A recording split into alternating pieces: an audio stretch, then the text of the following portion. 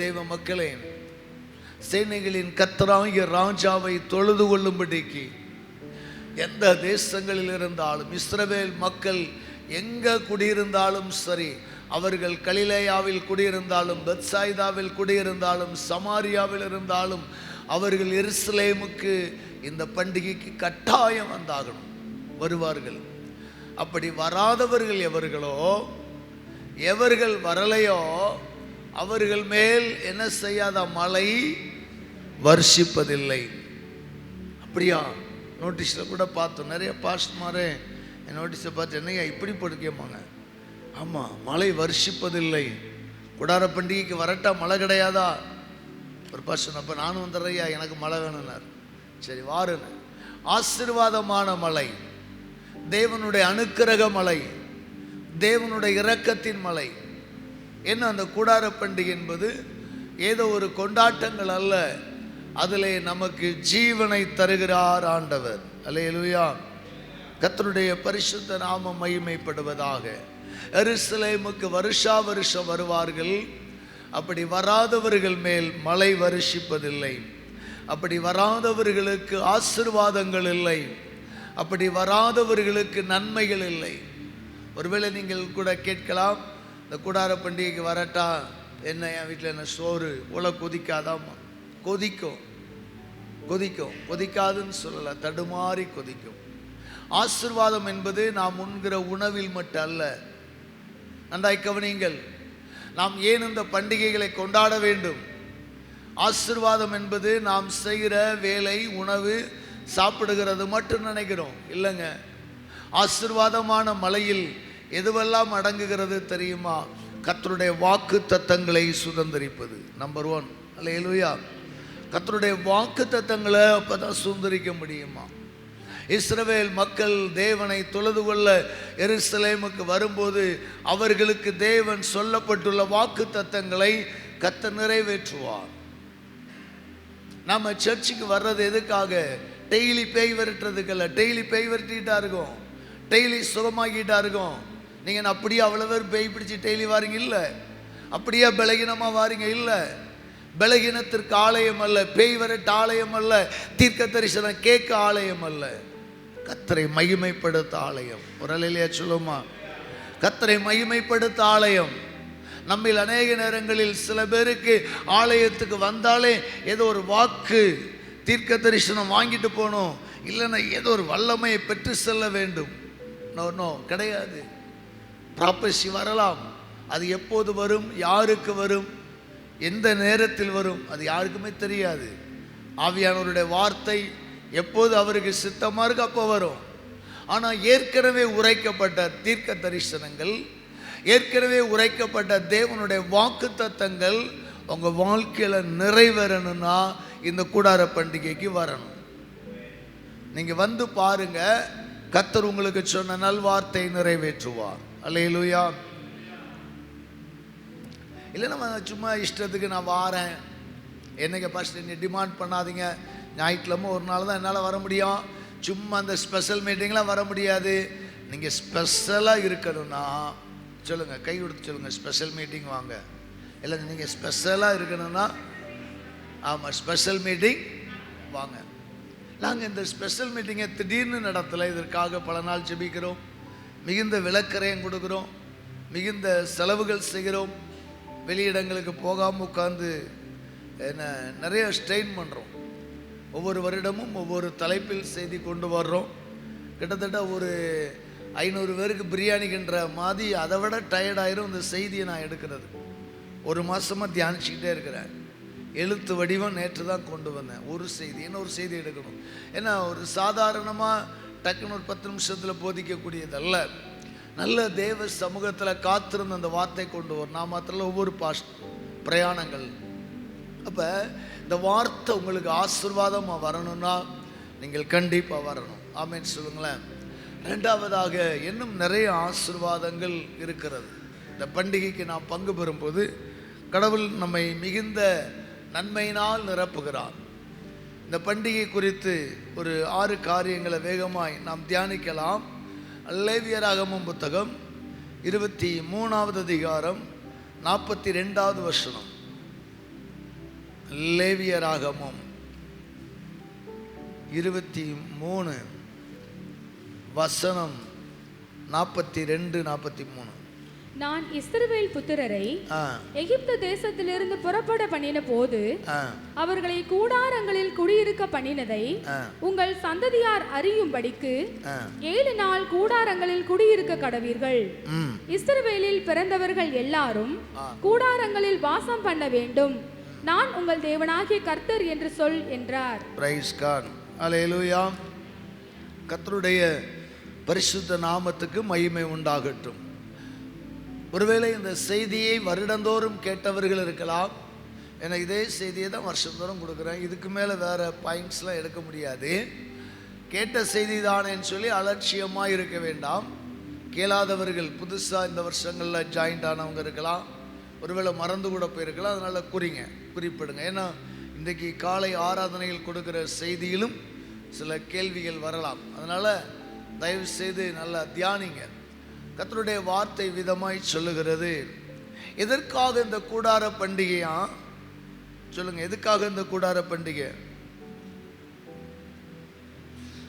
ஆண்டவர் சொல்லுகிறார், இஸ்ரவேல் புத்திரரே, நான் உங்களை எகிப்து தேசத்திலிருந்து புறப்பட பண்ணின போது நீங்கள் கூடாரங்களில் குடியிருந்தீங்கல்ல, அதை உங்கள் சந்ததி அறியணும். இன்னைக்கு 2 மாடி உள்ள வீட்டில் நான் வசிக்கிறேன். 3 மாடி கூட இருக்கலாம்.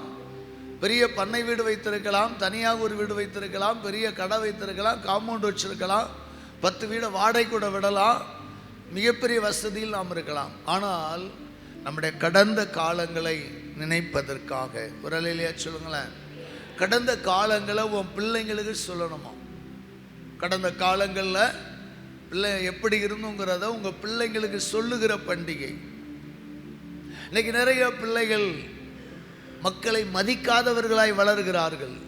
ஏன் தெரியுமா?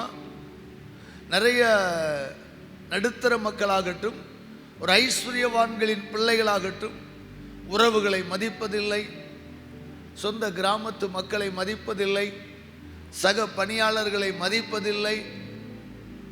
என்ன ரொம்ப அற்பமா, அலட்சியமா, அசால்ட்டா, ஏதோ வானத்திலிருந்து வந்த மாதிரி குதிப்பாங்க.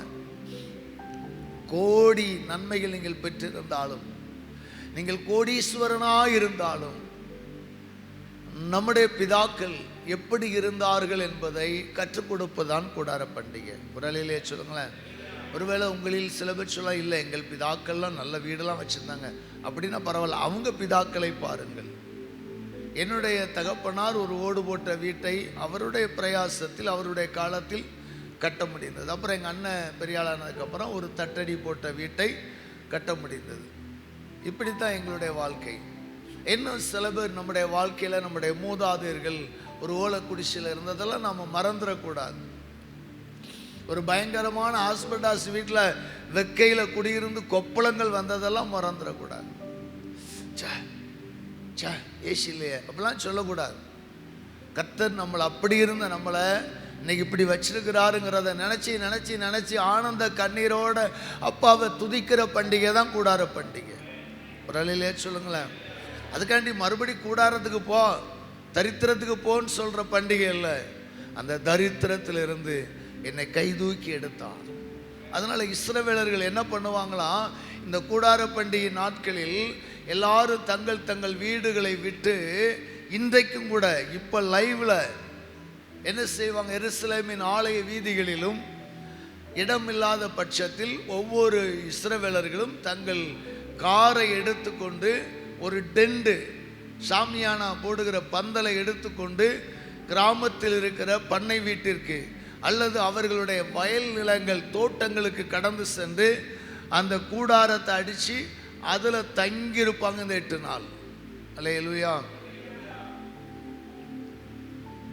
அப்போ வளரும் பிள்ளைங்க கேட்கும், டாடி வழக்கமாக ஏசி ரூமில் படுத்தோம், இன்றைக்கி இந்த தோட்டத்தில் வந்து படுத்துருக்குறோம், கொசுலாம் கடிக்குது, எதுக்கு டாடி அப்படின்னு சொல்லும்போது, நம்ம பிதாக்கள் இப்படித்தான் இருந்தாங்க ஒரு காலத்தில். சொல்லுங்கள், நம்ம பிதாக்கள் இப்படி தான் இருந்தாங்க ஒரு காலத்தில். அதனால் நம்ம பிதாக்களின் காலங்களை மறந்துடக்கூடாது. இப்படி இருந்த நம்மளை ஏசப்பா ஆசீர்வதிச்சார். அல்லேலூயா. தாழ்மையை கற்றுக் கொடுக்கிற பண்டிகை. சொல்லுங்க, இந்த பண்டிகை கூடார பண்டிகையினுடைய நோக்கம் தாழ்மையை கற்றுக் கொடுக்கிற பண்டிகை. அடுத்த ஒரு காரியத்தை வாசிக்கலாம். லேவியராகமம் 23வது அதிகாரம் 37, 38. நீங்கள் கர்த்தருடைய ஓய்வு நாட்களில் செலுத்துவதும் தவிர நீங்கள் கர்த்தருக்கு படைக்கிற உங்கள் எல்லா காணிக்கைகளும் பொருத்தனைகளும் உற்சாக பலிகளும் தவிர நீங்கள் அந்தந்த நாளுக்கு தக்கதாய் கர்த்தருக்கு சர்வாங்க தகன பலி, போஜன பலி, இரத்த பலி, பானபலி முதலானவைகளை செலுத்தும்படி சபை கூடி வந்து பரிசுத்தமாய் ஆசரிப்பதற்காக நீங்கள் கூற வேண்டிய கர்த்தருடைய பண்டிகைகள் இவைகளே. Praise God. அல்லேலூயா. இரண்டாவதாக இந்த பண்டிகை குறித்து வேதம் சொல்லுகிற நோக்கம் என்ன?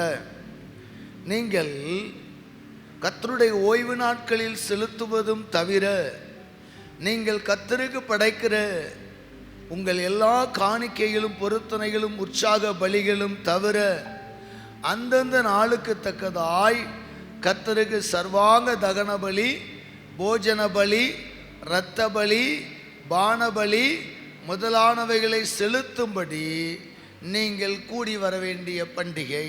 வரலையே சொல்லுமா?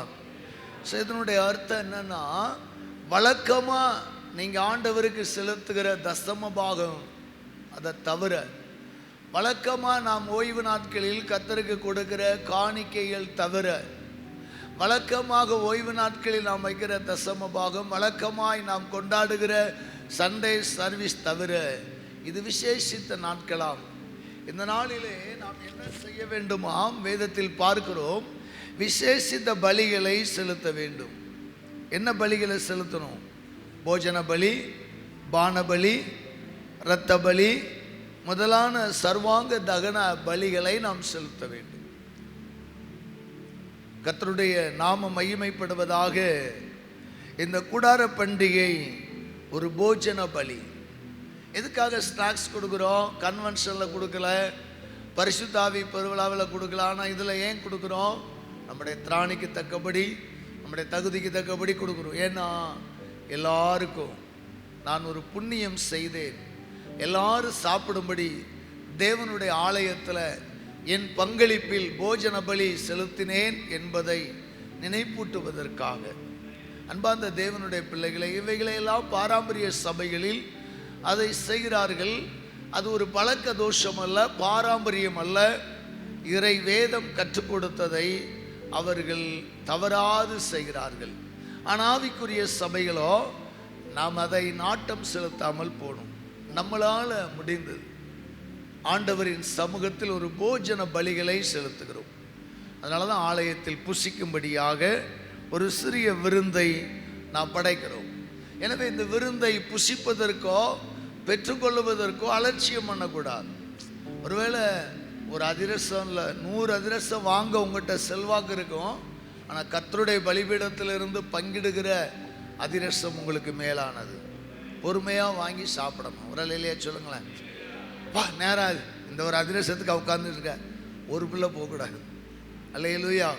ஆமாம் ஆமாம், இது யாரோ ஒரு தனிநபர் கொடுப்பதல்ல, தேவ சமூகத்திலிருந்து வருகிற போஜனம். இதை நீங்கள் விசுவாசத்தோடு கூட என்ன செய்ய வேண்டும்? உட்கொள்ள வேண்டும். நாம் ஒரு ஃபெலோஷிப், ஒரு ஐக்கியப்படுவதற்காக தேவன் இந்த போஜன பலியை நமக்கு தருகிறார். மூன்றாவதாக இந்த கூடார பண்டிகையினுடைய நோக்கம், உபாகமம் புத்தகம் 16வது அதிகாரம் 13வது வசனம், 16, 13. உன் பண்டிகையிலும் நீயும் உன் குமாரனும் உன் குமாரத்தையும் உன் வேலைக்காரனும் உன் வேலைக்காரியும் உன் வாசல்களில் இருக்கிற லேவியனும் பரதேசியும் திக்கற்ற பிள்ளையும் விதவையும் சந்தோஷப்பட கடவீர்கள். பிரைஸ் காட், அல்லேலூயா. உன் பண்டிகையில் நீயும் உன் குமாரனும் உன் குமாரத்தியும் உன் வேலைக்காரனும் உன் வேலைக்காரியும் உன் வாசல்களில் இருக்கிற லேவியனும் பரதேசியும் திக்கற்ற பிள்ளையும் விதவையும் சந்தோஷப்பட கடவீர்கள். இந்த கூடார பண்டிகை ஒரு சந்தோஷத்தின் பண்டிகை. ஒரு அலையிலே சொல்லுமா, சந்தோஷத்தின் பண்டிகை. பஸ்கா பண்டிகை பயபக்திக்குரிய பண்டிகை. விருத்த சேதனம் உள்ளவர்கள் மட்டுமே அதை புசிக்க முடியும். ஆனால் கூடார பண்டிகை அப்படி அல்ல. என் சமூகத்துக்கு வாங்க, என் சமூகத்தில் படைக்கப்படுகிற அந்த போஜன பலிகளை, அந்த பலகாரங்களை, அந்த விருந்துகளை, அந்த பான பலிகளை நீங்கள் மட்டுமல்ல, நான் ரட்சிக்கப்பட்ட நான் மட்டும் அல்ல, உன் உறவுகள், ஏழை எளியவர்கள், பரதேசி, திக்கற்ற விதவை எல்லாரும் சாப்பிடும்படியாய், எல்லாரும் மகிழ்ந்து புசிக்கிற ஒரு பண்டிகை. ஒரு அலையிலே சொல்லுமா. அன்புக்குரியவர்களே, நாம் சில நேரங்களில் புதிய நபர்களை அழைத்து வருகிறோம். கம்யூனியன் சர்வீஸில் முழங்கால் படிடுங்க. சில நேரம் சில புது விசுவாசி வந்து முட்டங்கால் போட்டுரும். உங்களுக்கே தெரியாது. நான் கண்டுபிடிச்சிடுவேன், என்னடா அந்த அம்மா புதுசாக இருக்க பையா கேட்பேன். ஞான எடுக்காதவங்களாம் வந்துடுவாங்க, ஏம்மா எடுக்கக்கூடாதுமா, அவங்களுக்கு கொஞ்சம் கஷ்டமாக இருக்கும். சரி போங்க. சில இடத்துல சின்ன பிள்ளைங்க பின்னாடியே வரும். எல்லாத்துக்கும் இந்த பாஸ்டர் பிரெட்டை கொடுக்காரு, இந்த சிறியவனுக்கு இறங்க மாட்டேங்கிறாரு, சின்ன பையன் கையேந்திக்கிட்டே போகிறான் தர மாட்டேங்கிறாருன்னு சொல்லி சில பிள்ளைங்கள்லாம் பின்னாடி வரும். அதையும் பார்த்துருப்பீங்க. எவ்வளவுதான் கெஞ்சாலும் ஒரு சிறு பிள்ளைக்கு கொடுக்கக்கூடாது. முட்டங்கால் போட்டாங்களே, ஐயோ அவங்களை எழுப்பி விடவா, ஒரு மாதிரி நினைப்பாங்களேன்னு சொல்லி கொடுக்கவும் கூடாது ஞானஸ்நானிடம். அது பஸ்கா. ஆனால் இது கூடார பண்டிகையின் பலிகள். இது கர்த்தரே சொல்கிறாரு, சமபந்தி. என்ன பந்தி? சமபந்தி. இன்றைக்கு பார்த்தீங்கன்னா தென்னிந்திய திருச்சபைகளில், இன்னும் பாரம்பரியமிக்க திருச்சபைகளில் மிகப்பெரிய அசனம் என்கிற பெருவிழா நடத்துகிறாங்க. நீங்கள் எல்லாம் பார்த்துருப்பீங்க. எல்லா சிஎஸ்ஐ சர்ச்சிலையும் அதை ரொம்ப கிராண்டாக கொண்டாடுவாங்க. பல லட்சங்கள் செலவு செய்வார்கள். மீதியே பல லட்சம் இருக்கும். ஜன்மபுரத்துலலாம் லட்சங்கள் செலவு செய்து மீதி லட்சங்கள் எடுப்பார்கள். அவ்வளவு உற்சாகமாக அந்த சபைகளுக்கு காணிக்க வரும். சுட்டுப்பட்டி மக்கள், கிராம மக்கள் எல்லாம் 12 மணி வரைக்கும் சாப்பிட்டுக்கிட்டே இருப்பாங்க. ஏன்னா வருஷத்தில் ஒரு முறை ஆகிலும் நாம் சுற்றுப்பகுதியில் இருக்கிற அந்த ஏழைகளோடு, எளியவர்களோடு, பிரதேசிகளோடு, திக்கற்றவர்களோடு கூட இருந்து சாப்பிடணும். நமது அன்பை வெளிப்படுத்தணும். அப்போ தான் அவங்க சபைக்கு வருவாங்க. அப்படிங்கிற ஒரு நோக்கத்தை கர்த்தர் சொன்னதை அடிப்படையாக வைத்து ஆரம்ப காலத்திலே நம்முடைய சபை பிதாக்கள் அதை செய்தார்கள். மெஞ்ஞானபுரம் இன்னும் சில ஊர்லலாம் ஆசனம் பார்த்தீங்கன்னா பயங்கரமாக இருக்கும். ஆமாம், சோறுலாம் பார்த்தீங்கன்னா தட்டி குமிச்சிட்டு தான் இருப்பாங்க. ஆமாம், அந்த ஊரில் ஒரு பக்கம் சாப்பிட்டு இருப்பாங்க, ஒரு பக்கம் பார்சல் சாப்பாடு, ஓலைப்பெட்டி தூக்கிட்டு வரோம், ஓலைப்பெட்டி அள்ளி கொடுப்பாங்க. சின்ன டிஃபன் பாக்ஸ்லாம் இல்லை, ஓலைப்பெட்டி நிறையா, சம்பா அரிசி தான் அவ்வளவும் போட்டு சாம்பார்லாம் ஓடும். வாய்க்கால் மாதிரி பிடிச்சி ஊற்றிக்கிட்டு இருப்பாங்க வாளியில். அவ்வளவு கிராண்டாக இருக்கும். நான் சில நேரம் அந்த யூடியூப்லாம் பார்த்துருக்கிறேன். இது வரைக்கும் அந்த ஊருக்கு நேரில் போகலை. அவ்வளவு சிறப்பாய் செய்வார்கள். ஏன் தெரியுமா? அந்த சுற்றுப்பகுதியில் உள்ள எல்லாரும் வந்து சாப்பிடுவாங்க. அந்த ஆலயத்தை எல்லா மக்களும் நேசித்து வர்றாங்க. அந்த ஆலயத்தின் சார்பாக ஒரு சின்ன சுவிசேஷ ஊழியமோ ஏதாயிலும் போனால் எவனும் எதுக்க மாட்டான். ஏன்னா வருஷந்தோறும் நம்ம சாப்பிட்ற கோயில் தான் அப்படிமா. அந்த மாதிரி ஒரு காரியத்துக்கு தான் அதை செய்தார்கள். ஒருவேளை இன்றைக்கு நாம் அப்படி திரளான மக்கள் நம்முடைய இடத்துக்கு வரட்டாலும் கொஞ்சம் பேரை ஆகிலும் அழைத்து வாருங்கள், கொஞ்சம் பேரை ஆகிலும் அழைத்து வாருங்கள். வாங்க எங்களோட. இன்றைக்கி எங்கள் சர்ச்சில் ஒரு ப்ரேயர் மீட்டிங், கடைசி நாள் அழைத்து வாருங்கள். ஒருவேளை இன்றைக்கி ஒரு அதிரசத்துக்கு கூப்பிட்டு வரவா, அப்படி இல்லை, வாங்க ஃபெல்லோஷிப் எங்களோட கொண்டாட வாங்க, கடைசி நாள் ஒரு நல்ல விருந்து செய்கிறோம் பாருங்கள் என்று சொல்லி மக்களை கூப்பிடுங்க. இது ஒரு சமபந்தி, பாகுபாடு இல்லாமல் சாப்பிட வேண்டும். கடைசி நாள் நம்ம சாப்பாடு வைக்கிறோம். எதுக்காக? எல்லாரும் உங்கள் வீட்டில் சாப்பாடு செய்ய முடியாமலா? இல்லை, எல்லாருக்கும் செய்ய திராணியருக்கு செய்ய முடியும். ஆனால் ஏன் வைக்கிறோம்னா வருஷத்தில் ஒரு முறை நம்ம எல்லாரும் ஒன்று போல இருந்து சாப்பிடணும். யார் இதில் பணக்காரன் யார் ஏழைன்னு இருக்கக்கூடாது. எல்லாரும் வரிசையாக நின்று தட்டில் வாங்கி சாப்பிடணும். சில இடங்களில் தட்டில் வாங்குறதுக்கு சில பேருக்கு கொஞ்சம் ப்ரெஸ்டீஜ் பார்ப்பாங்க. தரையில் உட்காரவா கொஞ்சம் அதில் கொஞ்சம் ப்ரெஸ்டீஜ் பார்ப்பாங்க. இந்த ப்ரெஸ்டீஜ் இருக்குல்ல, இதை உடைக்கிறதா இந்த கூடார பண்டிகை. ஒரு அலையிலையா சொல்லுங்களேன். எல்லாரும் ஒருவரை ஒருவர் நேசித்து வாங்கி அப்படியே உட்காந்து சாப்பிடணும். இந்த வருஷம் நல்லா உங்களுக்கு உட்காந்து சாப்பிட்றதுக்கு ஃபுல்லாக நல்ல பார்க்கிங் கல் பதிச்சாச்சு, பாய் வச்ச மாதிரி இருக்கும். தரையில் கூட மண்ணு படாமல் உட்காரலாம். அல்லது அங்கேயே சேர் போட்டுக்கிட்டு நட்டம் எப்படியே அது சேர்ந்து சாப்பிடணும். இல்லை நான் சாப்பிட மாட்டேன் இந்த கூட்டத்தில் அப்படின்னு இருக்கக்கூடாது. எல்லாரும் இருந்து என்ன செய்யணும், சாப்பிட்டு நம்முடைய ஐக்கியங்களை வளர்க்கணும். ஒருத்தர் மூஞ்சி பார்க்காம ஒருத்தர் வேகமாக சாப்பிட்டு ஓடக்கூடாது. ஒருவரை ஒருவர் விசாரித்து சாப்பிட வேண்டும். நேசியுங்கள், அப்போ தான் சபை பலப்படும். அதற்காகத்தான் ஆண்டவர் இந்த பண்டிகையை கொண்டாட சொன்னார். அதற்காகத்தான் ஆண்டவர் இந்த பண்டிகை இஸ்ரவேல் மக்களை ஆசரிக்க சொன்னார். இஸ்ரவேல் மக்கள் ஏன் இந்த பண்டிகைக்கு வராங்க? அன்னைக்கு தான் அவங்க சொந்தங்கள் ஒருவரை ஒருவர் முகமுகமாய் பார்ப்பார்கள். ரூபன் கோத்திரத்தை சார்ந்தவர்கள் எல்லாரும் ஒரே பட்டணத்தில் அல்ல, அவர்கள் பல்வேறு பட்டணங்களில் சிதறி இருந்தார்கள். யூதா கோத்திரத்தை சார்ந்தவர்கள் பல இடங்களில் சிதறி இருந்தார்கள். இப்போ எல்லாரும் ஒரு இடத்துக்கு வரும்போது அன்னைக்கு தான் அவங்க குடும்ப செய்திகளை விசாரிப்பார்கள். அதே போல் விசாரிங்க, என்ன சிஸ்டர் நல்லா இருக்கீங்களா, உங்கள் வீட்டில் பொண்ணு இருக்கா மாப்பிள்ளை இருக்கா, அதையும் கேட்கலாம், தப்பு இல்லை. யூதா கோத்திரத்தார் அன்னைக்கு தான் முடிப்பாங்களாம். ஆமாம், தவறே கிடையாது. அந்த காலங்கள்லாம் பார்த்தீங்கன்னா கல்யாண வீட்டில் போனால் ஒரு கல்யாண வீட்டில் இன்னொரு கல்யாணம் ஆரம்பமாகும். நானே பார்த்துருக்குறேன். வாலிப பிள்ளைங்களை கூட்டிகிட்டு போவாங்க, சில இடத்துல பசங்க போவாங்க. இது யார் ஓப்பிலையா? ஆமாம், நல்லா இருக்காள் அப்படின்னா எங்கள் அக்கா மகனுக்கு அண்ணன் மகனுக்கு அப்படின்னு கேட்க ஆரம்பிச்சிடுவாங்க. கேட்க ஆரம்பிப்பாங்க, பேசுவாங்க. பேசுகிறதுக்கான வாய்ப்பு உண்டு. இன்றைக்கி கல்யாண மண்டபத்துக்கு போனால் பேச வாய்ப்பாக இருக்குது, இல்லை சாப்பிட வாய்ப்பு இருக்கா?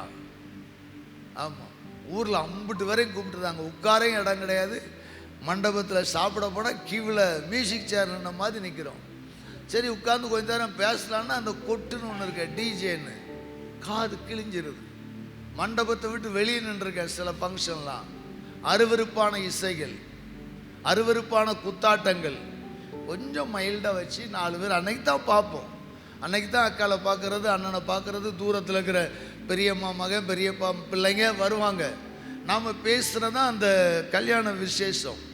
அப்படி பேச பேச பேச கல்யாணம் தொடர்ந்துச்சு. இன்றைக்கி பேசுகிறதும் போச்சு, சொந்தங்களை பார்த்து கல்யாணம் முடிக்கல, புரோக்கரை பார்த்து கல்யாணம் முடிக்க ஆரம்பிச்சிட்டோம்.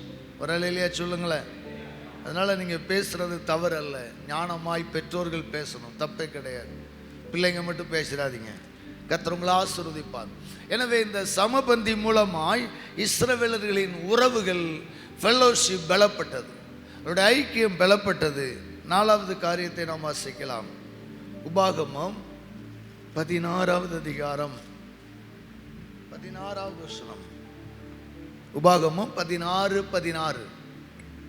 வருஷத்தில் 3 தரம் புளிப்பில்லாத அப்ப பண்டிகையிலும் வாரங்களின் பண்டிகையிலும் கூடார பண்டிகையிலும் உன் ஆண் மக்கள் எல்லாரும் உன் தேவனாகிய கர்த்தர் தெரிந்து கொள்ளும் ஸ்தானத்திலே அவர் சந்நிதிக்கு முன்பாக வந்து காணப்பட கடவர்கள். பிரைஸ் காட், அல்லேலூயா. கர்த்தருடைய நாமம் மகிமைப்படுவதாக. இந்த கூடார பண்டிகையின் மற்றொரு நோக்கம் என்னவென்றால், ஆண் மக்கள் இருக்காங்களே, எந்த பண்டிகைக்கு வந்தாலும் சரி வரட்டால் சரி கட்டாயம் கூடார பண்டிகைக்கு வரணும். ஆண் மக்களே, நீங்கள் பௌர்ணமி ஜெபத்துக்கு வரட்டாலும் பரவாயில்லை, ஒருவேளை உபவாச ஜெபத்துக்கு வரட்டாலும் பரவாயில்லை, ஆனால் இந்த கூடார பண்டிகைக்கு வரணுமா? ஏன் வரணும்? எதற்காக ஆண் மக்கள் வரணும்? உங்க மேல ஒருவர் கண்ணோக்கமாக இருக்கிறார். ரலையிலையா சொல்லுங்களேன். நீங்க கட்டாயம் வரணும்னு அவங்கள பார்க்க அவர் ஆசைப்படுறாருங்கிறது உண்மைதானே? அதனால தான் ஆண்டவர் சொல்லுகிறார். நீங்க பார்த்தீங்கன்னா ஆண்டவர் கெஞ்சி அழைக்கிறார், வருந்தி அழைக்கிறார். ஏசு அழைக்கிறார்னு ஒரு ஊழியம் இருக்குல்ல, வருந்தி அழைக்கிறார், கெஞ்சி அழைக்கிறார். ஒரு காலத்தில் பேரின்ப பெருவிழான்னு அவ்வளோ கூட்டம் நாங்கள் போவோம். இன்னைக்கு கன்வென்ஷன் கிரவுண்டெல்லாம் காத்தாடி கிடக்குது. கன்வென்ஷனுக்கு வேன் விடுறோம் வாங்கினாலே வர மாட்டேங்குது, சோறுதாரும் வாங்கினாலே வர மாட்டேங்குது. ஏன் தெரியுமா? நாங்கள் யூடியூப்பில் பார்த்துக்கிடுறோம், நாங்கள் ஆன்லைனில் பார்த்துருக்கேன். இந்த விஜய் எத்தனை நாள் நீ ஆன்லைனில் தானே பார்த்த, ஒரு தடையாக நேரில் பார்க்கணுன்னு போகிறல்ல, அப்படிப்பட்ட ஒரு ஃபேன்ஸாக இருக்க வேண்டாம். ஆனால் தேவனுடைய வார்த்தை கேட்க வரணுங்கிறேன். அரசியலுக்காக பேசல, இவ்வளவு அலைகடலான மக்கள் போய் சாகுறாங்களே, நாம கர்த்தருடைய பிள்ளைகள். தேவன் உங்களை விரும்பி அழைக்கிறார், தேவன் உங்களை வருந்தி அழைக்கிறார். அன்பான ஆண்மக்களே, வாலிப தம்பி பெற்றோர்களே, உங்களை ஆண்டவர் விரும்பி அழைக்கிறார். ஏன் தெரியுமா? எதுக்கு தெரியுமா? வாசிங்க அடுத்த வசனத்தில். உன் ஆண்மக்கள் அன்னைக்கு எப்படி வரக்கூடாது? வெறுங்கையோட வரக்கூடாது. அவர்கள் விசேஷித்த ஆசீர்வாதத்தின்படி தங்கள் ஆசீர்வாதத்திற்கு தக்க காணிக்கை கொண்டு வர கடவன். ஒரு அலையிலேயே சொல்லுங்களேன். Price God. வாங்க பாஸ்டர், எப்போதும் கொடுத்துக்கிட்டே இருக்கோம், ஆனால் இப்போ கொடுக்கறது ஸ்பெஷலு. வெறுங்கையோடு ஆராதிக்காதீங்க. உங்களால் முடிஞ்ச ஒரு காணிக்கையை கொண்டு வந்து ஆராதிங்க. அது மட்டும் அல்ல, கரமுயர்த்தி ஆராதிங்க. செய்தி நேரத்துக்கு வராதிங்க. கொஞ்ச நேரம் தான் பாட்டு செக்ஷன், ஆராதனை செக்ஷன் இருக்கும். அந்த கொஞ்ச நேரம் நாளும் 2 கரங்களை உயர்த்தி ஆராதிங்க. உங்கள் கரங்களை கண்ணோக்கி பார்க்கிற ஆண்டவர். நான் அடிக்கடி சொல்லுவேன், ஆண்கள் கரங்களை உயர்த்தி என்ன செய்யணும்? ஜெபிக்கணும். இது ஆண்டவருடைய விருப்பம், வேதத்தில் எழுதப்பட்ட சத்தியம். நீங்க கரங்களை உயர்த்தும் போதெல்லாம் உங்கள் கரங்களை தெய்வம் பார்க்கிறார். நீங்க கடையை திறக்கும் போது கூட கண்களை வானத்துக்கு நேராக ஏறிடுங்கள். கரங்களை உயர்த்தி ஜெபிங்க. வெக்கப்படாதீங்க, ஐயோ யாரோ பார்ப்பாங்கன்னு சொல்லி. நல்லா படித்தவங்க ஷூ போட்டு போகிறாங்க, டை கட்டிட்டு போகிறாங்க. நல்லா போகிற ஒருத்தன் ஒரு விக்கிரக கோயிலை கண்ட உடனே இப்படியே தோப்புகரணம் போடுறான். அவனுக்கு வெக்கம் வரலையே? நீங்களும் அப்படித்தானே இருந்தீங்க ஒரு காலத்தில். நம்மில் அனைவர் அப்படித்தானே இருந்தோம். இப்படி தோப்புகரணம் போட்டவங்க எத்தனை பேர் இருக்கிறீங்கல்ல? ஏன் கரம் உயர்த்தி ஜெபிக்க வெக்கப்படுறீங்க? கொத்தனாரா இருங்க. நீங்கள் ஒருவேளை மண்வெட்டி ஆளாவே இருங்க. மண்வெட்டியை பிடிச்சி வேலை செய்கிறவங்களா இருங்க. முதல்ல அந்த மண்வெட்டியை தொட்டு கும்பிடுற பழக்கத்தை விட்டுட்டு கரங்களை உயர்த்தி கர்த்தரை ஸ்தோத்திரம் பண்ணுங்க.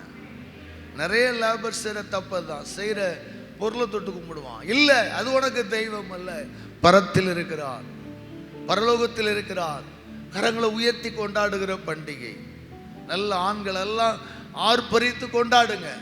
உங்கள் பிஸ்னஸை, உங்கள் வியாபாரங்களை கர்த்தர் பல மடங்கு உங்களுக்கு ஆசீர்வதித்து தருவார். ஆமென் சொல்லுவோமா?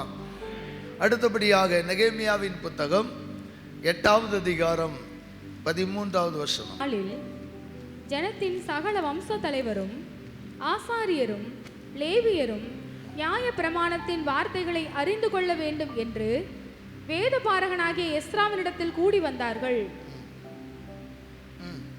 அப்பொழுது நியாய பிரமாணத்திலே இஸ்ரவேல் புத்திரர் 7ஆம் மாதத்தின் பண்டிகையிலே கூடாரங்களில் குடியிருக்க வேண்டும் என்று கர்த்தர் மோசேயை கொண்டு கற்பித்த காரியம் எழுதியிருக்கிறதை கண்டார்கள்.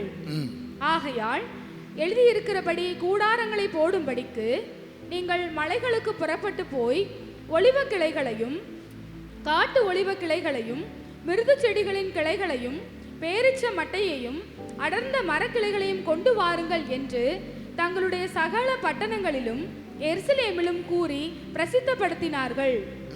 அப்படியே ஜனங்கள் வெளியே போய் அவைகளை கொண்டு வந்து அவரவர் தங்கள் வீடுகள் மேலும் தங்கள் முற்றங்களிலும் தேவனுடைய ஆலய பிரகாரங்களிலும் தண்ணீர் வாசல் வீதியிலும் எப்ராஹிம் வாசல் வீதியிலும் தங்களுக்கு கூடாரங்களை போட்டார்கள்.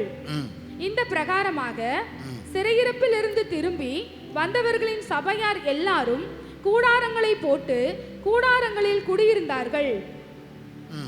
இப்படியே நூனின் குமாரனாகிய யோசுவாவின் நாட்கள் முதல் அந்நாள் மட்டும் இஸ்ரவேல் புத்திரர் செய்யாதிருந்து இப்பொழுது செய்தபடியால் மிகுந்த சந்தோஷம் உண்டாயிருந்தது. ஆமென், அல்லேலூயா. அடுத்து இந்த கூடார பண்டிகை குறித்து நாம் பார்க்கின்ற போது அவர்கள் அலறி செடிகள் கொண்டு வந்தாங்க, கூடாரம் போட்டாங்க, அதெல்லாம் கரெக்டு தான். ஆனால் அதில் ஒரு வார்த்தை நாம் பார்க்கிறோம். அவர்கள் நூனின் குமாரனாகிய யோசுவாவின் நாட்கள் முதல் அந்நாள் மட்டும் இஸ்ரவேல் புத்திரர் செய்யாதிருந்து இப்போது செய்தபடியால் மிகுந்த சந்தோஷம் உண்டாயிருந்தது. அல்லேலூயா. வேதம் சில காலங்களில் எழுதப்பட்ட அந்த வேதாகமத்தில் குறிக்கப்பட்ட சில பண்டிகைகளை யூதர்கள் கொண்டாட மறந்தார்கள். எப்போதெல்லாம் பண்டிகை கொண்டாடலையோ அப்போதெல்லாம் திண்டாடினார்கள். எப்போதெல்லாம் கொண்டாடினார்களோ அப்போதெல்லாம் சாத்தான் திண்டாடினான். அல்லேலூயா. நீங்கள் எசேக்கியா ராஜாவின் காலங்களிலும் சாலமீன் காலங்களிலும் அந்த பஸ்காவை சிறப்பாய் கொண்டாடினார்கள். பஸ்காவை சிறப்பாய் கொண்டாடின பின்பு தேசம் அமெரிக்கையாக இருந்தது. நல்லா கவனிங்க, கிறிஸ்தவர்களாகிய நாம் கொண்டாடும் போது சமாதானம் உண்டாகும். யோசுவா காலத்திலிருந்து நெகேமியா காலம் வரைக்கும் கொண்டாடலை. இப்போது கொண்டாடினார்கள். எதினாலே கொண்டாடினார்கள் என்றால் அதுதான் ஒரு ஆச்சரியம். அங்கே ஒரு வேதபாரகன் இருந்தான். சிறையிருப்பிலிருந்து மீண்டவர்கள் தகர்க்கப்பட்ட பலிபீடங்களை செப்பனிட்ட போது, உடைக்கப்பட்ட ஆலயங்களை செப்பனிட்ட போது அங்கே ஒரு தோல் சுருளை எடுத்தார்கள். அதை தீர்க்கதரிசனிடத்திலே கொண்டு போய் காண்பித்தார்கள். அதை எஸ்ராவினிடத்தில் கொண்டு வந்தார்கள். அப்பொழுது எஸ்ரா வேதபாரகன், அந்த வேதபாரகன் அந்த வேதத்தை வாசிக்க ஆரம்பித்தான். 8 நாளும் இரவு விடிய விடிய வாசிப்பார்களாம். 8 நாளும் தேவனுடைய ஆலய வளாகத்தில் ஜனங்கள் கூடியிருந்தார்கள். எஸ்ராவுக்கு மரத்தில் செய்யப்பட்ட ஒரு பீடத்தை கொண்டு வந்து வைத்தார்கள். அவன் அதில் நின்று வாசித்தான். அவன் வாசிக்க வாசிக்க, ஓ இப்படி சொல்லுகிறதா, அந்நிய நுகத்தில் முடிக்கக்கூடாது, வட்டிக்கு கொடுக்கக்கூடாது, தன் சகோதரன் கையில் வட்டி வாங்கக்கூடாது, இப்படி சில கட்டளைகள் சொல்ல சொல்ல சொல்ல மக்கள் அழுதார்கள். அழுது தன் தமையனிடத்திலே வாங்கின வட்டி பணத்தை ஒப்புரவாக்கி, சகோதரா நீ இதுவரை வட்டி தந்தா, இனி வட்டி தர வேண்டாம், நீ அசலும் தர வேண்டாம், போதும் மன்னிக்கிறேன் என்று சொல்லி மன்னித்தார்கள். ஒப்புரவானார்கள். அடிமைகளை விடுதலை ஆக்கினார்கள். இப்படி அநேக மாற்றங்கள் நேரிட்டது. இந்த மாற்றத்திற்கு காரணம் என்ன தெரியுமா? வேத பாடம். இந்த மாற்றத்திற்கு காரணம் என்ன? உத்தம வேதபாரகனாகிய எஸ்ரா. உரலையா சொல்லுங்களேன். ஒரு உத்தம வேதபாரகனாகிய எஸ்ரா வேதத்தை கற்றுக் கொடுத்த போது சபை மனம் திரும்பியது. இந்த பண்டிகையில் நான் எதை எதிர்பார்க்கிறேன் என்றால், நான் ஒரு பெரிய வேதபாரகன் என்பதற்காய் அல்ல, கடவுள் எனக்கு கற்றுக் கொடுத்த, கர்த்தராகிய ஆண்டவர் எனக்கு கற்றுக் கொடுத்த ஒரு சிறிய சத்தியத்தை உங்களுக்கு சொல்லுகிறேன். அந்த சிறிய சத்தியத்துக்கு கீழ்ப்படியுங்கள், உங்களை தெய்வம் ஆசீர்வதிப்பார். அல்லேலூயா. அந்த சத்தியத்துக்கு தயவு செய்து கீழ்ப்படிங்க. என்ன சத்தியம் வருதோ ஒவ்வொரு நாளும் அதற்கு கீழ்ப்படிங்க.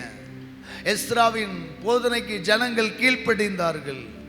எஸ்ராவின் போதனைக்கு ஜனங்கள் கீழ்ப்படிந்தார்கள். மிகுந்த ஒரு ஆசீர்வாதங்கள் உண்டாயிற்று. சபையில் மிகப்பெரிய மறுமலர்ச்சி உண்டாயிற்று. சத்தியத்தை அறிவீர்கள், சத்தியம் உங்களை விடுதலையாக்கும். விடுதலை என்றாலே பேய் பிசாசுன்னு தான் நாம் நினைக்கிறோம். உங்களை பிடிச்ச தரித்திரத்தின் ஆவிகள் விடுதலை ஆகட்டும்.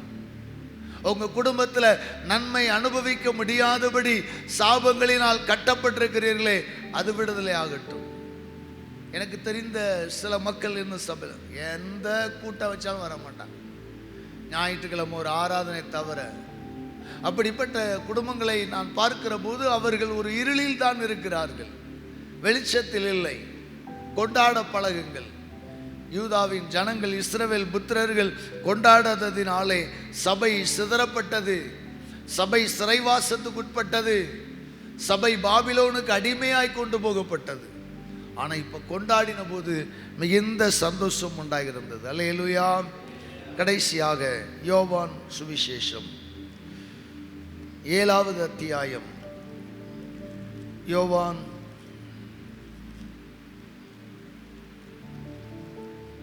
7வது அத்தியாயம் முதல் வசனத்திலிருந்து வாசிக்கலாம். இவைகளுக்கு பின்பு யூதர்கள் இயேசுவை கொலை செய்ய வகை தேடினபடியால் அவர் யூதேயாவிலே சஞ்சரிக்க மனதில்லாமல் கலிலேயாவிலே சஞ்சரித்து வந்தார். யூதருடைய கூடார பண்டிகை சமீபமாயிருந்தது.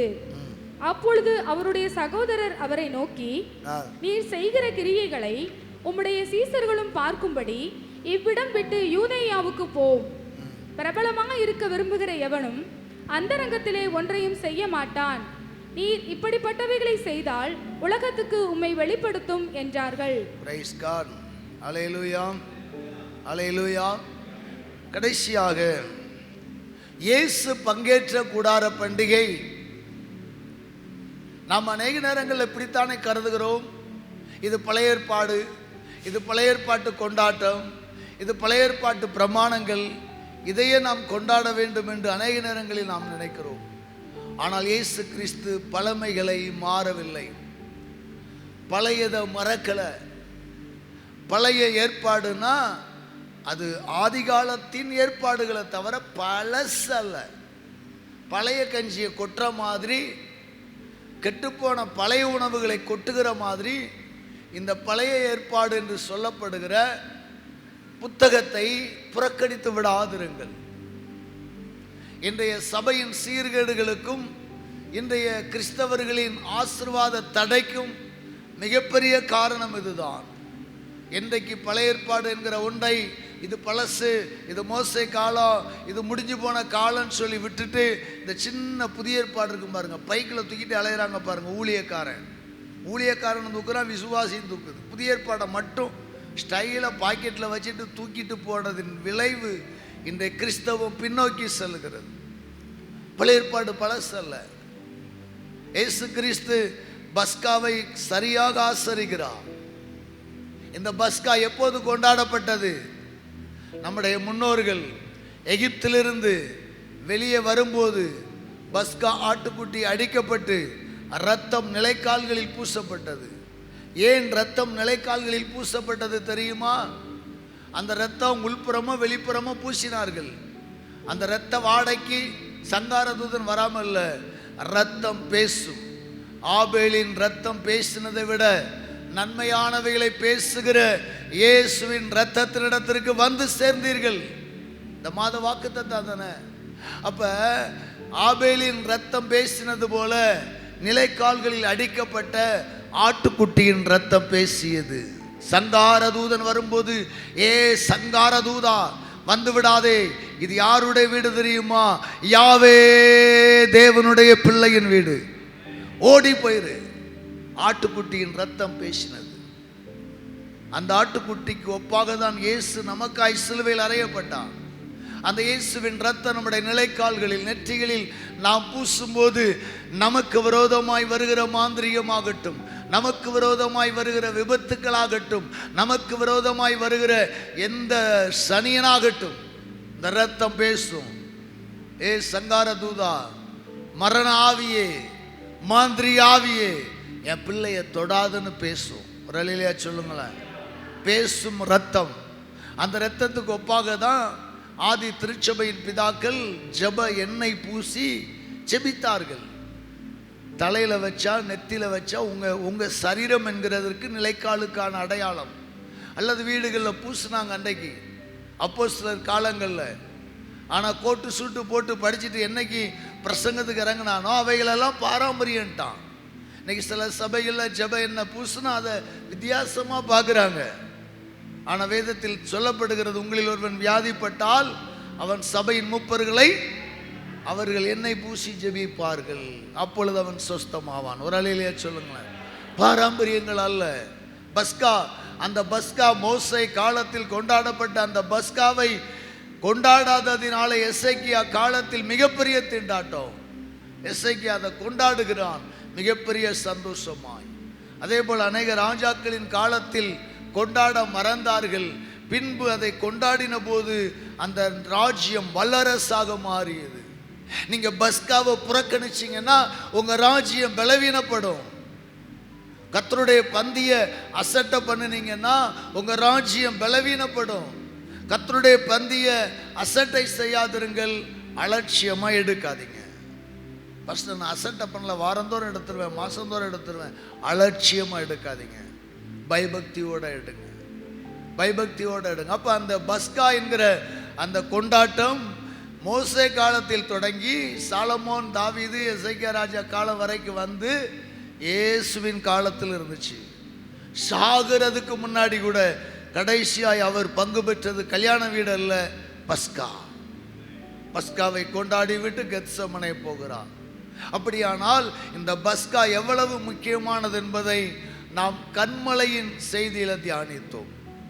கன்மலை குறித்த செய்தியில அப்ப ஆண்டவராகிய இயேசு கிறிஸ்து பஸ்காவையும் பாரம்பரியம் என்று வெறுத்து விடவில்லை, கூடார பண்டிகையும் பாரம்பரியம் என்று வெறுத்து விடல. கூடார பண்டிகைக்கு வர்றார். எங்க இருந்தாலும் சரி வருஷா வருஷம் வந்துருவாரு. இப்ப எருசலேமுக்கு வரணும். ஆனா வாசித்து பாருங்கள் 7:1.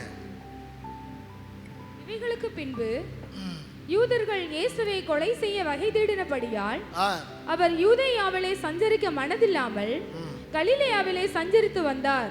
Price God. இயேசுவை கொலை செய்ய ரோமர்கள் சதி திட்டம் தீட்டல, யூதர்கள் தான். அந்த யூதர்கள் சதி திட்டம் தீட்டுறாங்க. அதனால இயேசு எருசலேமிலே வாசம் பண்ணாமல், யூதாவிலே வாசம் பண்ணாமல் கலிலேயா பகுதியிலே சஞ்சரித்தார். கூடார பண்டிகை சமீபமாக இருக்கிறது. என்ன 2 நாள்ல கூடார பண்டிகை அதான் சமீபம். சமீபம் என்றால் நாளையோ நாளை மறுதினமோ கூடார பண்டிகை வருகிறது. இப்போ அவருடைய சகோதரர்கள் எல்லாரும் வந்தார்கள். சித்தி மக்க, கூட பிறந்த தம்பிமாரு, பெரியம்மா மக்க எல்லாரும் வந்தாங்க. ஏப்பா இயேசு வழக்கமாக எருசலேம் போவேன், இன்னைக்கு போகல? ஆமாம், நீ நிறைய அற்புதம் செய்ய. இந்த அற்புதத்தை ஒரு கலிலேயா கடற்கரையில் செஞ்சால் 4 மீனவர்களுக்கு தான் தெரியும். உன் மேலே பயங்கரமான பவர் இருக்குது. இந்த அற்புதத்தை எருசலேமில் போய் செய். ஏனென்றால் எருசலேமில் கால் நிற்க இடமில்லாத கூட்டம் வருகிறது. யூதருடைய கூடார பண்டிகையில் எருசலேமில் நிற்கிறது கிடையாது. அவ்வளவு நெரிசலான கூட்டம் வருகிறது. அவ்வளவு நெரிசலான கூட்டம் வருகிறது. நீ போ. எதுக்காக அலரி செடிகளையும் வாதுமை செடிகளையும் இன்னும் சில மரக்கிளைகளை ஆங்காங்கே கட்டினார்கள் என்றால், உங்களுக்கு மீண்டும் ஒரு காரியத்தை சொல்கிறேன். அங்கே கூட்ட திரள் வரும்போது ஆக்சிஜன் கம்மியாகும், கார்பன் டை ஆக்சைடு அதிகமாயிரும், மக்கள் மயக்கம் அடையக்கூடாது. அதனால பியூரா இலையை கட்டினாங்க. நம்ம ஊரில் கிராமங்களில் நடக்கிற இந்து கோயிலில் கும்பாபிஷேகங்களுக்கு மா இலை, வேப்பலை, அலரி செடி, தென்னை ஓலை அதெல்லாம் நிறைய கட்டுவாங்க, பார்த்துருப்பீங்க. ஐயோ ஏன் இப்படி கட்டுறாங்க? நம்ம கட்டின அருவருப்பு. நான் முதல் ஆலயம் திறக்கும் போது நிறைய வாழை ஒரு தம்பி ஃப்ரீயாக தந்தான், ஒரு வண்டி நிறையா. அவன்கிட்ட சொந்த வேன் இருந்துச்சு, சொந்த வாழை தோட்டம் இருந்துச்சு. லோடு பண்ணி அனுப்பிட்டான். என்ன கட்டின பாஸ்ட்லாம் பார்த்து, என்ன இப்படி கட்டியிருக்கிய, இப்படி கட்டியிருக்க, வாழெல்லாம் கட்டியிருக்கிய, வாழெல்லாம் ஏதோ துஷ்டி வீட்டுக்கு வந்த மாதிரியே ஃபீல் பண்ணிட்டாங்க. வாழெல்லாம் கட்டிருக்கீங்க. எங்க அந்த வாழை கட்டுறது, தென்னை ஓலை கட்டுறது மனிதனுடைய கார்பன் டை ஆக்சைடு அதை எடுத்துக்கொண்டு பியூர் ஆக்சிஜன் கொடுக்கும். அதுக்கு தான். ஏன்னா கூடார பண்டிகையில் அவ்வளவு திரளான கூட்டம் வந்தது. ஒரு சின்ன செய்தியை படித்தேன். நம்ம ஏசியில் படுத்தா கூட ஒரு 10 ரூமில் படுத்தோம்னா ஜன்னலை திறக்காமல் விடிய விடிய தூங்கினாலே நம்முடைய நுரையீரல் பாதிக்குமா. கொஞ்ச நேரம் ஏசியை போட்டுட்டு தூக்கம் வர்றாரு, டக்குன்னு ஏசி ஆஃப் பண்ணிட்டு ஒரு ஜன்னலை 2 ஜன்னலை திறந்து வச்சுட்டு படுங்க, அப்போ தான் பியூர் ஆக்சிஜன் வருங்கிறாங்க. நம்ம ஆட்கள் அந்த ஜன்னல் அப்படியே திறக்காமல் ஏசி ஆஃப் பண்ணிடுவாங்க. இல்லை ஏசியே விடிய விடிய ஓடும். ஏதோ நமக்கு செயற்கையாய் சுவாசம் கிடைக்கும், ஆனால் பாடி ஹெல்த்து கம்மின்றாங்க. யோசித்து பாருங்க. அப்போ அந்த அலரி செடிகளும் மிருது செடிகளையும் ஏன் கட்டினார்கள் என்றால், குடார பண்டிகையில் நிற்கிறது கடலாமல் கூட்டம் வரும். ஒரு அலையிலேயே சொல்லுங்க. அப்போ அவங்களுக்கு பியூர் ஆக்சிஜன் வேணும். அதுக்கு தான் இன்றைக்கி திருப்பூரில் தாராபுரம் பகுதியில் போனோன்னா கல்யாண வீட்டில் சுற்றி சுற்றி தென்னை ஓலை கட்டியிருப்பாங்க. நம்ம ஊரில் தென்னை ஓலை கட்டினா பெரிய சிக்கலாகிடும். தென்னை ஓலை கட்டினாலே நமக்கு துஷ்டியின் அடையாளம், துக்க வீட்டின் அடையாளம். அதுவும் அடையாளத்துக்கு தான் கட்டுறாங்களே தவிர அங்கேயும் ஒரு ஆக்சிஜன் வேணும்னு கட்டலை. ஆக்சிஜன் வேணும் நிறைய கட்டலாம். இவன் என்ன பண்ணுவான், ரோட்டில் என்ட்ரன்ஸில் ஒரு ஓலையை 2 அக்கிழிச்சு இங்கே தான் ஏரியா இருக்குது வாங்கிறதுக்கு அடையாளத்துக்கு கட்டுக்கிறோம். இல்லை, துக்க வீடுனாலும் வாழை கட்டணும், கல்யாண வீடுனாலும் அங்கே என்ன பண்ணுறாங்க, தென்னை ஓலை கட்டுறாங்க. அது பச்சை தென்னை ஓலையில் தான் டெக்கரேஷன் பண்ணுறாங்க திருப்பூரில். ஆமாம், அதை ஒரு மாதிரி வித்தியாசமாக பண்ணுறாங்க. நம்ம ஊரில் அப்படி பண்ணால் அபசகுணமாங்க. ஸோ அதனுடைய நோக்கமே வேறு. சரி, இப்போ திரளான கூட்டம் சீசர்கள், இயேசுவின் சகோதரர்கள் சொல்கிறாங்க, சீடர்கள் சொல்ல, எப்போ இயேசு நீ இந்த கூட்டத்துக்கு போ, நிறைய கிரவுடு வருது, அற்புதம் செய், நீ பிரபலமாயிரலாம். பிரபலமாயிருக்க விரும்புகிற எவனும் அந்த ரங்கத்தில் ஒன்றையும் செய்ய மாட்டான். நீர் இப்படிப்பட்டவைகளை செய்தால் உலகத்துக்கு உம்மை வெளிப்படுத்தும். ஒரு பேயை விரட்டி ஒரு குருடனை சுகமாக்கிட்டா உலகமே உன்னை பின்பற்றும், நீ அங்கே போன்னு சொன்னாங்க. ஏன்னா அவருடைய சகோதரர்களும் இயேசுவை விசுவாசிக்கலை. இயேசு என்ன செய்யல? யாரோ ஒரு மீனவன் பேதுரு இயேசுவை விசுவாசித்து வந்தான். ஏதோ ஒரு மீனவன் யாக்கோபு யோவான் விசுவாசித்து வந்தான். ஆனால் இயேசுவின் சகோதரர்கள் நம்பி போகலை. அதனால தான் அவங்களே நக்கல் பண்ணுறாங்க. அப்போ இயேசு என்ன செய்தார்? அவர்களை நோக்கி என் வேலை இன்னும் வரவில்லை, உங்கள் வேலையோ எப்பொழுதும் ஆயத்தமாயிருக்கிறது என்று சொல்லிட்டு நீங்கள் இந்த பண்டிகைக்கு போங்க, என் வேலை இன்னும் வராதபடியால் நான் இந்த பண்டிகைக்கு இப்பொழுது போகிறதில்லை என்றார். இவைகளை அவர்களுடனே சொல்லி பின்னும் கலிலேயாவிலே தங்கினார். மீண்டும் 2 நாள் கலிலேயாவிலே தங்கினார். அவருடைய சகோதரர்கள் எல்லாம் வண்டி பிடிச்சு கெட்டு சோறு கட்டிட்டு போயிட்டாங்க. அவர் வெளியரங்கமாய் போகாமல் அந்தரங்கமாய் பண்டிகைக்கு போனார். கரங்களை தட்டி ஒரு அலையிலே சொல்லுவோமா?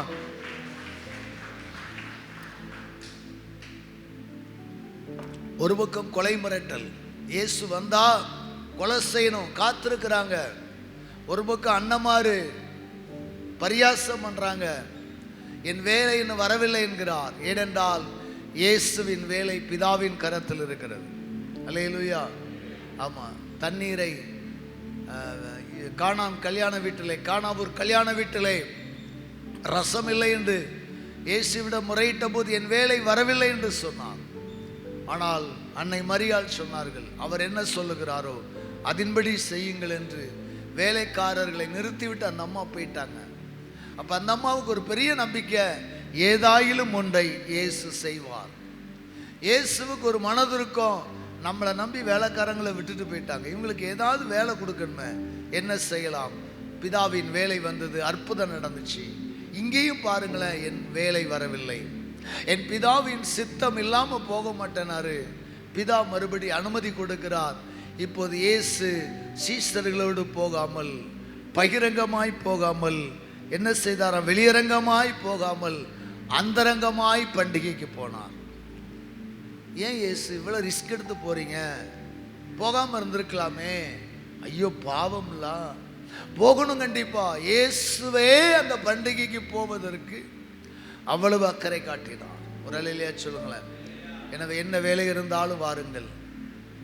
இங்கே நமக்கு கொலை மிரட்டலாம் இல்லை.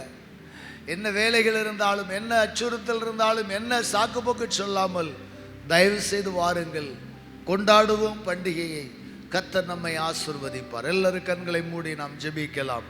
எல்லாரும் எழும்பி நிற்கலாம்.